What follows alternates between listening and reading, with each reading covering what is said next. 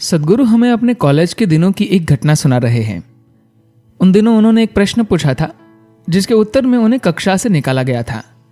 साथ ही वे युवाओं जुड़ो सत्य से अभियान के महत्व के बारे में भी समझा रहे हैं। वे कहते हैं कि हमें ऐसे नौजवानों की जरूरत है जो न केवल प्रश्न पूछे बल्कि हल जानने के लिए अपना जीवन लगाने को भी तैयार हो।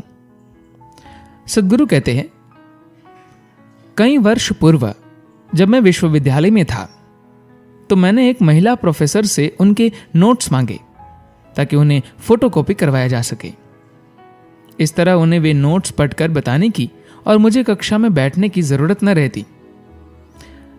बेशक मुझे उसी समय कक्षा से निकाल दिया गया और मैं उस समय चाहता भी यही था।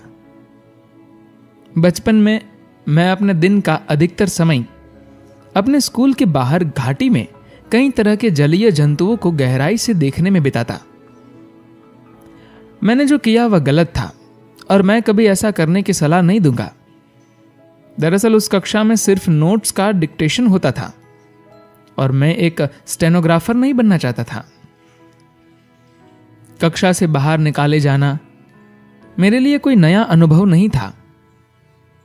मुझे स्कूल भी बोरियत से भरे हुए लगते थे क्योंकि कोई भी अध्यापक ऐसी कोई बात नहीं करता था जो उनके जीवन के लिए मायने रखती हो। बचपन में मैं अपने दिन का अधिकतर समय अपने स्कूल के बाहर घाटी में कई तरह के जलीय जंतुओं को गहराई से देखने में बिताता। जब मेरे माता पिता को इस बारे में पता चला तो उन्होंने मेरे इस जैविक अन्वेषण को खारिज कर दिया और उसे बारिश के गंदे पानी में मस्ती करना बताया और फिर मुझे कक्षा में वापस भेज दिया गया। क्या मैं बिना अनुमति स्कूल से गायब होने का समर्थन कर रहा हूं? बिल्कुल नहीं। मैं ये कहना चाहता हूं कि युवाओं के पास बहुत सारे प्रश्न होते हैं और उन्हें उनके जवाब कभी नहीं मिलते।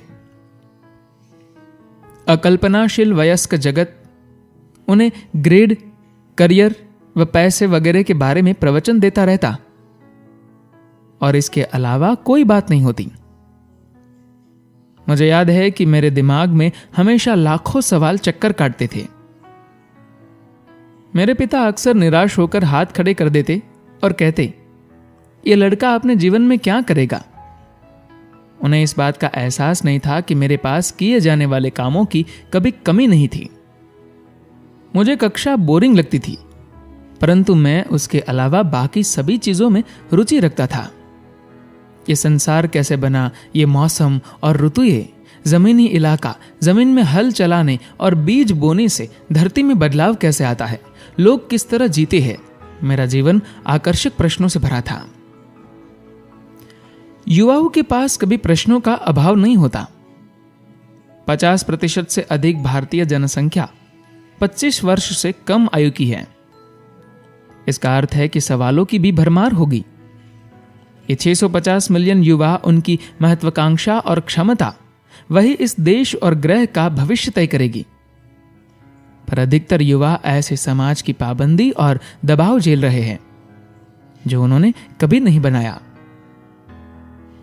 हमारे पास 15 से 29 वर्ष के युवाओं की आत्महत्या के शर्मनाक आंकड़े हैं। भारत में प्रति घंटा एक छात्र आत्महत्या कर लेता है। ये आंकड़े दिल दहलाने वाले हैं। हमें थोड़ा ठहर कर स्वयं से पूछना चाहिए कि हमसे क्या गलती हो गई है। आने वाले दिनों मैं युवाओं के साथ समय बिताना चाहता हूं। उन्हें कोई सलाह या नैतिक निर्देश देने के लिए नहीं देने। जब मैं युवक था तब वे प्रवचन मेरे भी काम नहीं आए थे। मैं उन्हें केवल स्पष्टता प्रदान कर सकता हूं, ऐसी स्पष्टता जो मुझे 25 वर्ष की आयु में मिली, क्योंकि मेरे पास कुछ सवाल थे और मुझे उनके साथ जीने में कोई डर नहीं था। प्रश्नों के साथ जीना, कोई निष्कर्ष न निकालना, यही जीवन का सबसे अद्भुत रोमांच है। मैं नहीं जानता, एक दुर्भाग्य ही है कि संसार इसकी संभावना से परिचित नहीं है।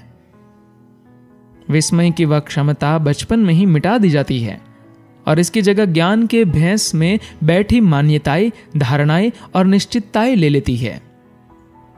हम भूल गए हैं मैं नहीं जानता ही जानने का एकमात्र रास्ता है।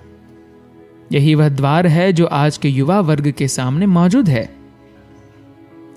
ये एक ऐसे रोमांच से भरे जीवन का प्रवेश द्वार है जिसे अनेक वयस्क भुला बैठे हैं। हमें ऐसे युवा चाहिए जो न केवल प्रश्न पूछने का साहस रखे, बल्कि हल जानने के लिए अपना जीवन लगाने को भी तैयार हो। हमारा व्यक्तिगत और सार्वभौमिक कल्याण भी इसी पर निर्भर करता है। धन्यवाद।